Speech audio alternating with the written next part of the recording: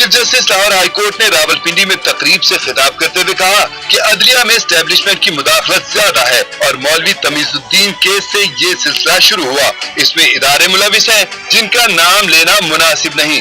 ताहम इस वक्त अदलिया बगैर दबाव के अपने फराइज सरंजाम दे रही है। एक डिस्ट्रिक्ट जज ने इस मुदाखलत का खत लिखा कि मैं डरता नहीं।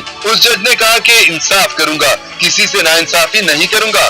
जज के इन अल्फाज से मेरा खून 1.5 किलो बढ़ गया। Chief justice Lahore high court ने कहा कि एस्टेब्लिशमेंट की अदलिया में मुदाखलत का जल्द खात्मा होने वाला है। ये मेरे ईमान का हिस्सा है कि हमारी जुडिशरी जो स्ट्रगल कर रही है एस्टेब्लिशमेंट से जान छुड़ाने में, एस्टेब्लिशमेंट के इंटरफेरेंस से जान छुड़ाने में, इसका मुकाबला हम सब ने दिलेरी से करना है, जुर्रत से करना है, बगैर किसी खौफ के करना है। इस ईमान के साथ करना है कि इंशाल्लाह ये इंटरफेरेंस जल्द खत्म होती रहेगी।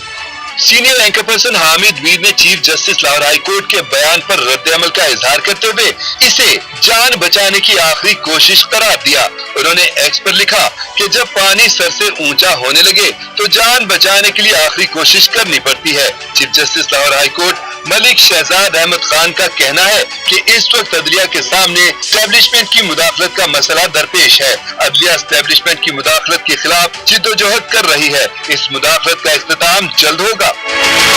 हामिद मीर ने एक और ट्वीट में जज जस्टिस मोहसिन अख्तर कियानी के रिमार्क को शेयर किया, जिसमें उन्होंने कहा था कि आइंदा जबरी गुमशुदगियों के वाकयात में उन इदारों के सरबराहों को तलब करेंगे जिन पर जबरी गुमशुदगियों में मुलविस होने का इल्जाम है। इदारों के वक़ार में इजाफा होने के बजाय उन इदारों के खिलाफ नफरत बढ़ रही है।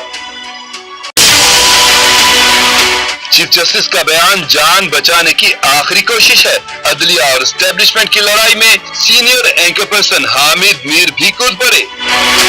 Chief justice Lahore high court ने रावलपिंडी में तकरीब से खिताब करते हुए कहा कि अदलिया में